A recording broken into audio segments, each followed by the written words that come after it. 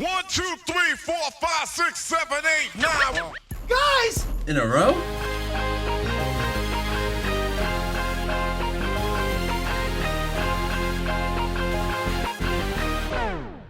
Welcome to 9 Guys Dynasty Football. I am Jamie G. Esquire V, master of... Remember when I took that home winemaking course and I forgot how to drive? That's because you were drunk. And how? Wait, what was I just talking about? Every time I learn something new, it pushes some old stuff out of my brain. I'm here with the man with the 3 M's, Magnum Mills, and we're going to do a little training camp free-for-all. Jamie G, I gotta say you had me at the word free. I'm Magnum Mills, and I love free shit and freeway. Thank you for choosing to check out 9 Guys Dynasty. I mean, it's free, so why the hell not? Am I right? You can find us wherever you get your pods and on YouTube. We're presented by CSCAP Fantasy Football. Find us on social media at CSCAPFF. Please don't forget the flaps. It's worse than forgetting to put your waiver claims in. Follow, like, and please subscribe. That's how other people find our show. We greatly appreciate it. So, helped you out with anything? If you had fun, give us that thumb. All right, my man, why don't you go ahead and do that DMX thing and tell us what type of games you're playing? How's it going down?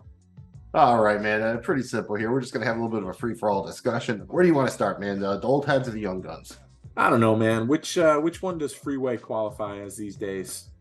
Honestly, I'm not sure, but I'm kind of disappointed they didn't have them when they opened up that section of I-95 that it collapsed. I mean, how do you open a freeway in Philadelphia without having freeway there? Missed opportunity. And we apologize to those of you who aren't into hip-hop or weren't into hip-hop in the early 2000s. And we're going to get this train back on track. Please excuse my mixed metaphors. But Magnum Mills, one last thing. You got to shoot the witnesses because Free Beard's sticking out, dude. I mean, his beard was sticking out. Yeah. ROC, baby. I get it. We're fucking old, man. Start with the old heads. Well, It's The DeAndre Rock. Hopkins. The Rock! I've got 5 free agent running backs who could possibly have some dynasty value to various degrees here. Let's break them down. We got Delvin Cook, depending on where he lands, and now reports are coming out where he's not in a hurry. He may be in the same camp where he makes his decision, kind of late in preseason before week 1. Ezekiel Elliott, depending on where he goes, can he get some of the lion's share in the red zone? Can he get kind of the touchdown hits? Uncle Lenny, Leonard Fournette, Kareem Hunt, and James Robinson. I mean, Delvin Cook is clearly the most intriguing of the bunch here. So let's start with him. What's your ideal landing spot for Delvin Cook, Mills? I think it has to be Miami because we've seen what that, it's the Shanahan offense. They're running McDaniels is running a very similar offense down there. We saw, multiple backs have success in it. Raheem Mostert, Jeff Wilson. Cook is more talented than either of those guys. It would kill the boy Achane, the rookie down there. I would not like that as somebody who has shares. But to be honest with you, for Delvin Cook, this is by far the best situation he can step into in terms of having an offense that would work for him and having a good portion of the characters available. And I think they would rotate enough because you have Wilson, you have Mostert, you have Achane, so they'd be able to keep him fresh too. He would not get the volume he had in Minnesota, but I think he'd be playing in an offense that's friendlier. So it's not impossible that he could approach something that looks like last year's numbers. How about you? No thought. I mean, sticking in the AFC East, no thoughts with him teaming up with Breece Hall. I mean, obviously he would be a split, but Breece Hall might not be back till week 6, week 8. I mean, it wouldn't surprise me if Hall starts on the PUP list. Any thoughts there, or do you still think Miami's the better dynasty fit for him? To a certain extent, it depends on how Aaron Rodgers feels. If I knew that he liked Delvin Cook, that would be one thing. But how the way he is, it just I don't know what if he's already kind of bonded with one of the other backs or something. He's so kind of fickle that way. I'm not 100% sure. And the Jets do have a blow-up factor that I just don't think Miami has the kind of pressure in that eyes on him. You know what I mean? I think Cook will also get paid better in Miami too, so he'll be more likely to kind of, maybe tough out some lingering injuries, that kind of thing. Whereas the Jets, I'm pretty sure he's going to take a haircut on the contract. Yeah. I mean, obviously, something happened to Christian McCaffrey, you start playing that game. Anybody who goes to San Francisco, but barring an injury, I think Miami's probably the best spot. And you are right. I mean, the Jets probably would have to be the second best spot. Who else has been out there? Little Buffalo, little New England, that kind of thing. Well, I mean, I guess the Chiefs. It would surprise me at this point, given that they just brought back McKinnon, but they haven't done anything else. Again, if he was willing to play for that kind of money, if he's playing for $3 million or something like that, if I were him, I'm pretty sure the Chiefs would give him that deal. So I would rather go to the Chiefs than the Jets, especially because you got to beat out Isaiah Pacheco and Jerick McKinnon, not Breece Hall. Yeah, no, I agree. Interesting spot for me. I don't see it. Well, it would be terrible from a dynasty standpoint for our guy that's there, but I think Seattle would be really interesting. And also kill myself after they just had a second round pick on Zach Charbonnet. If they then just as a guy who wants from Kenneth Walker, if they signed Dalvin Cook on top of that, it would be terrible for everyone. As far as the other guys, I think I'm set on Uncle Lenny no matter where he lands.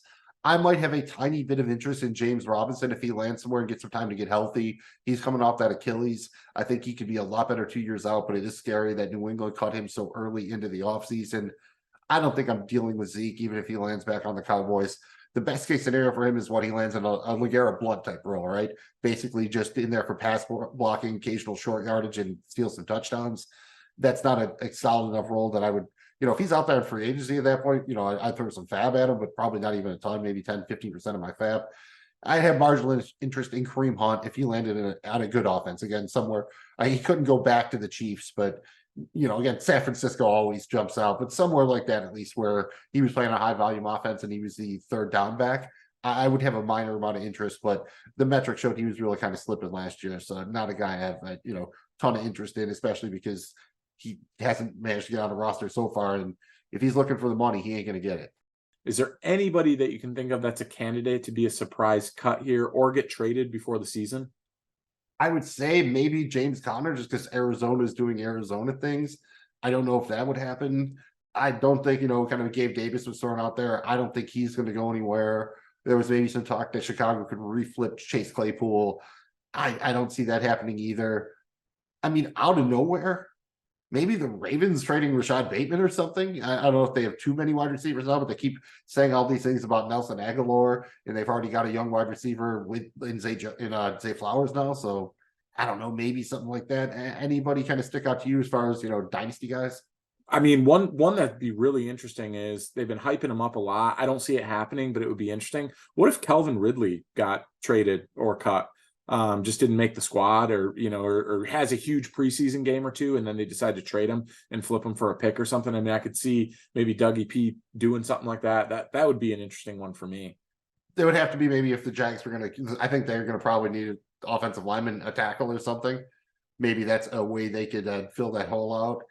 Yeah, I mean, the Derrick Henry stuff, I don't really think that's going to happen. It's kind of the dynasty thing. I think you can see some players, especially on the defensive side, get traded, maybe some special teams type of running backs, but I don't think you're going to really see anybody of note. I mean, most of the depth charts are full already.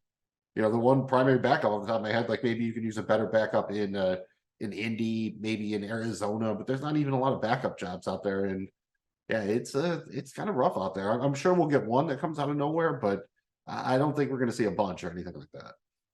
Well, let's move on to the young guns and let's talk about some of the rookies, man. We'll start with the quarterbacks. And Mills, we saw 4 quarterbacks get drafted in the first round of Superflex drafts.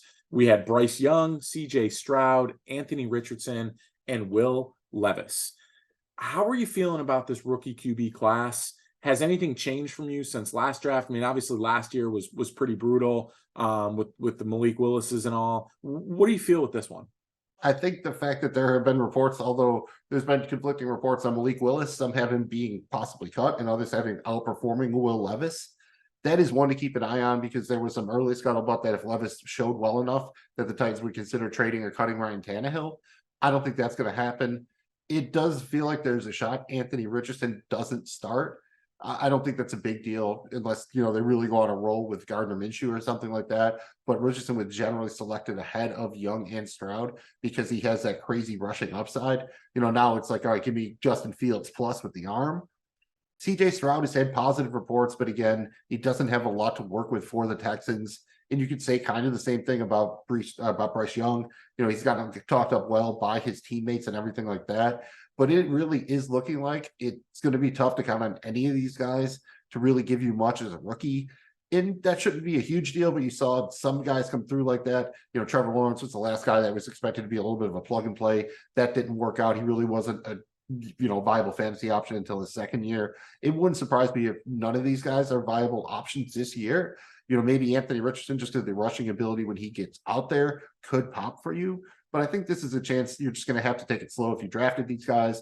And if, you didn't draft them and you have some interest, wait till they start the year, they get benched, or they have a couple of rough games, and then that's when you make your offer. So I don't know if there's a lot actionable right now, but I have to say I'm, maybe just a touch more even worried about Levis than I had been. And, he fell in the draft for a reason. But, you mentioned Malik Willis, and the irony would irony if the Titans just struck out 2 years in a row by drafting these guys that we thought were first-round picks and wound up falling.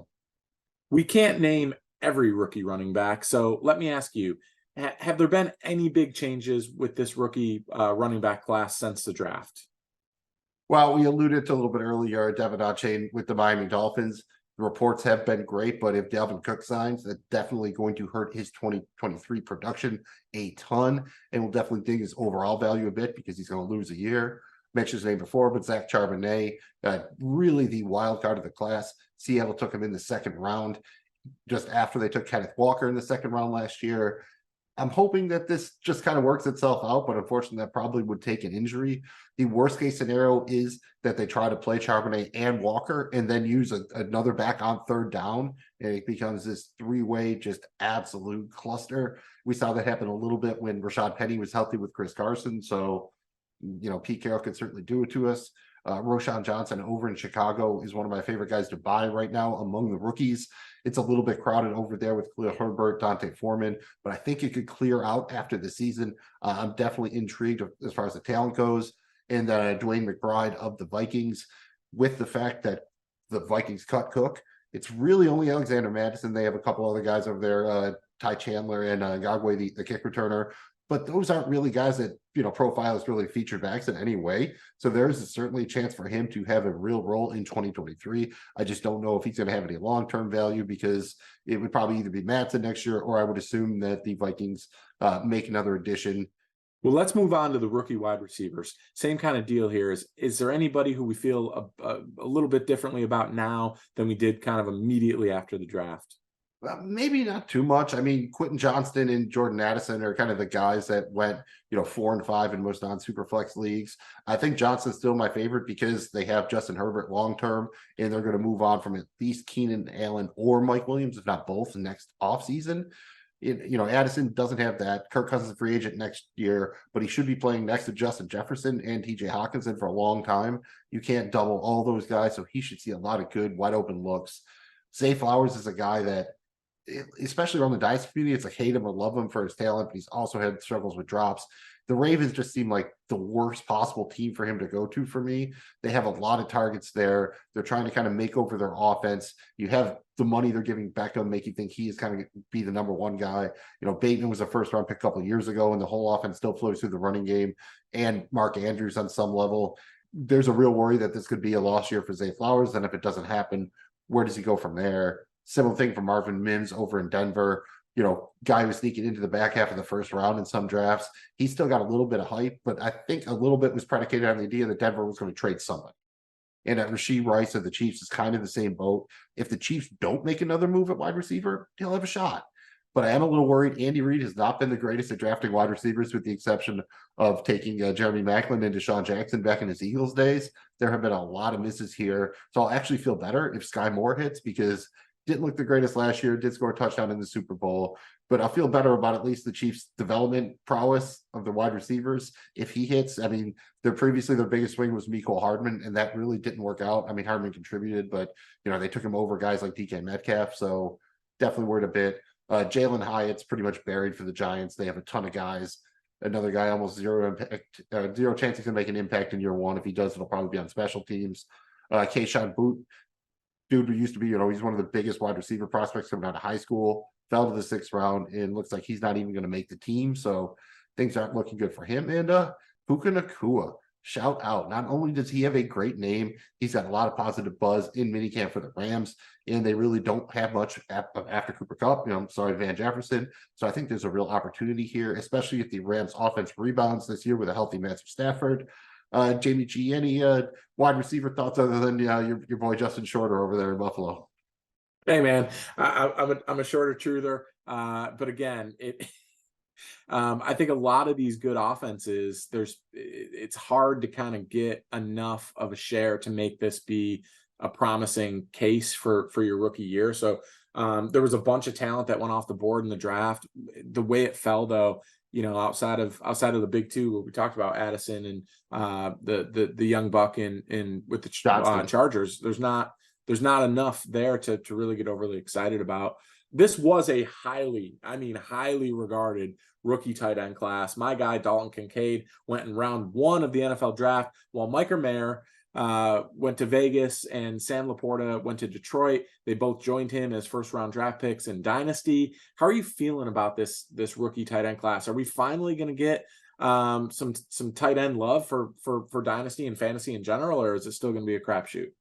Still going to be a crapshoot. I'll maybe defer on your man Dalton there for a minute, the Roadhouse guy.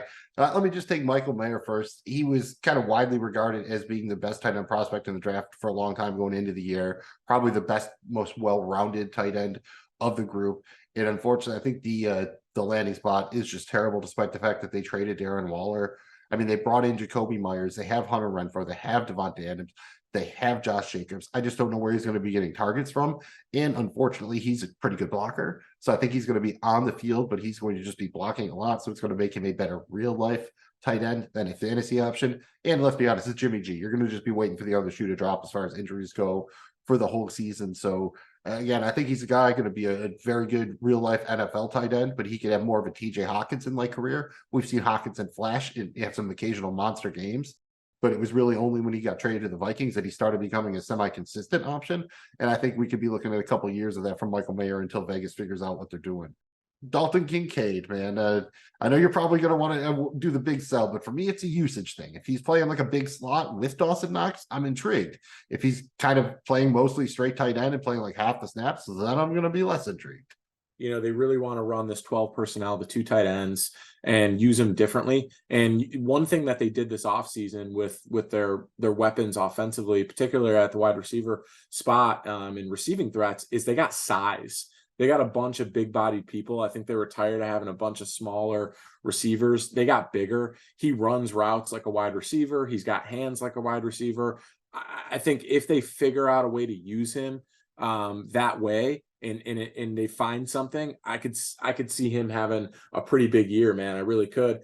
McDermott's been not the greatest about utilizing rookies. He brings them on slow, man. So we'll see what happens here. And if Dalton Kincaid can kind of crack this lineup and they can go into that 12 personnel, I think that's really promising, and he'll be used differently. Dawson Knox is not going to not be on the field. So the only way Dalton Kincaid is going to get in is either injury to Knox, knock on wood that doesn't happen, or they figure out a way to do this 12 personnel where they get both of them on the field. And I think that's their goal. So if that happens, I'm with you. I'm intrigued. I think it's got potential to be, look, man, everyone's trying to find a Travis Kelce.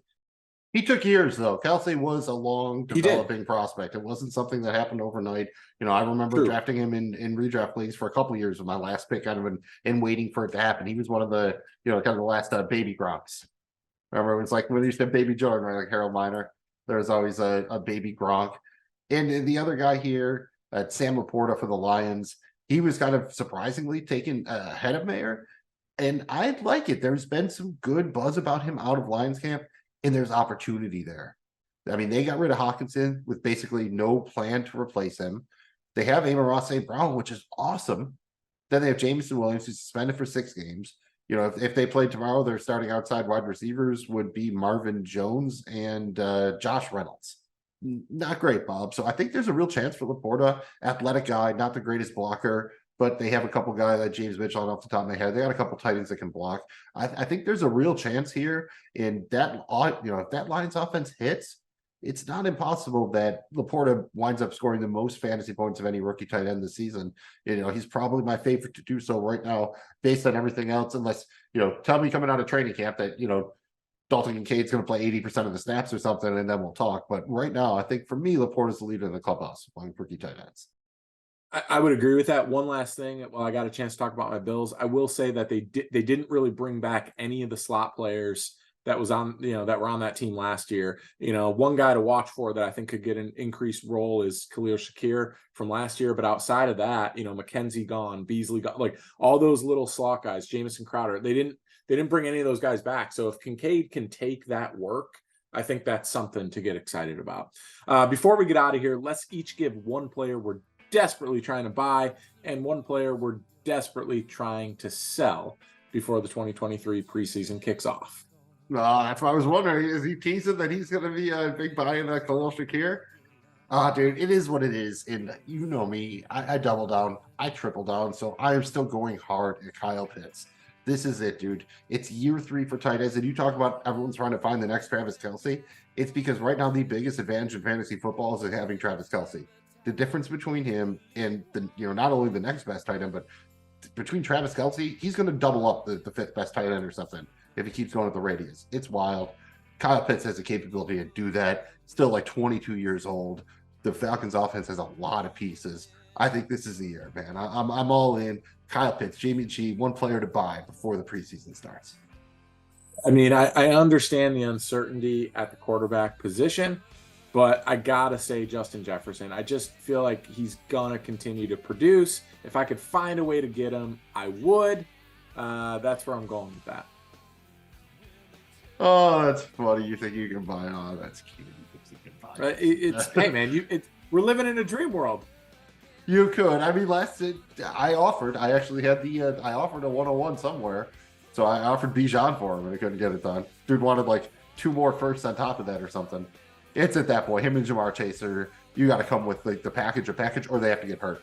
That would be if Justin Jefferson, I don't even want to say the words out loud, but for some reason was unavailable for the rest of the season, buying him might be an actual possibility.